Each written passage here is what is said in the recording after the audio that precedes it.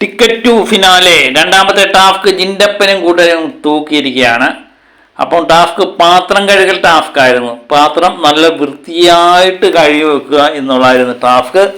ടാസ്കിനിടയിൽ പല പല സംഭവങ്ങൾ നടന്നു. നമ്മുടെ പല പല സംഭവങ്ങൾ എന്ന് പറഞ്ഞാൽ നമ്മൾ നേരത്തെ പറഞ്ഞായിരുന്നു. അഭിഷേകും നന്ദനയും തമ്മിൽ ഏറ്റുമുട്ടുന്നുണ്ട്, പൈപ്പ് പൊടിയുന്നുണ്ട്, അങ്ങനെ പല പല പ്രശ്നങ്ങളുണ്ട്. എല്ലാവരും മരിച്ച് പണി ചെയ്തു കേട്ടോ.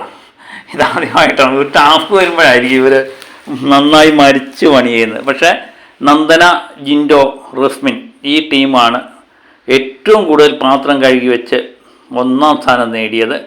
ഏകദേശം 40 പാത്രത്തോളം അവർ കഴുകിയിട്ടുണ്ട്. പക്ഷേ ജഡ്ജ്മെൻറ്റ് ചെറിയ ചെറിയ പൊട്ടുപോലെ ഇരുന്നാൽ പോലും ഭയങ്കര പ്രശ്നമായിരുന്നു. അത് ജഡ്ജസായിട്ട് വന്നത് ഫ്രീദുവും നമ്മുടെ ഫിജോയും ജിൻഡോയും ഓരോ ടീമിൽ നിന്ന് ഓരോരുത്തരായിരുന്നു. പിന്നെ ഋഷിയും കൂടെ ആയിരുന്നു വന്നത്.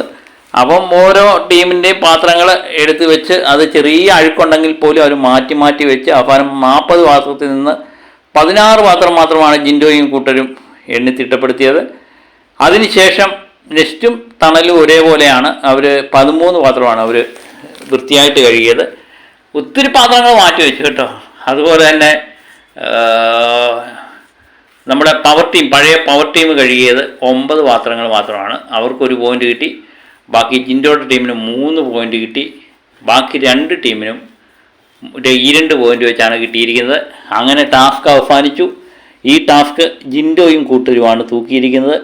ടാസ്കിനിടയിൽ ഞാൻ പറഞ്ഞില്ലേ പല പല സംഭവവികാസങ്ങളും നടന്നു. ഏതായാലും ഫാമിലി ഉള്ളപ്പം നടന്നൊരു ടാസ്ക്കാണ്. അർജുൻ്റെയും ഫ്രീദുവിൻ്റെയൊക്കെ ഫാമിലി ഉണ്ടായിരുന്നു.